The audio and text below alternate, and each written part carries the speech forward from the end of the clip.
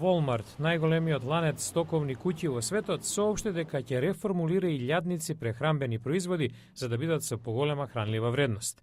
Планот е да се намали нивото на сол и шеќер во храната до 2015 година, да се намалат цените на храната и да се промовираат поздрави производи. Андреа Томас е виша подпредседателка на Walmart. At Walmart, we don't believe that any customer. Во Walmart не веруваме дека кој да е муштерија, кој да е американец, треба да избира помеѓу она што е достапно и она што е поздраво за семејството. Бројни произведувачи на храна, вклучувајќи ги Kraft Foods и Pepsi, лани најавија дека ќе го намалат нивото на сол во нивните производи.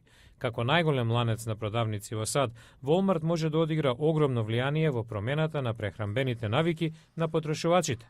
Проектот е дел од иницијативата на првата дама на САД за борба против прекумерна тежина кај децата во земјата. Мишел Обама смета дека вклучувањето на Walmart во понудата на поздрава храна е голема победа за американците. 140 милиони луѓе неделно купуваат во Walmart.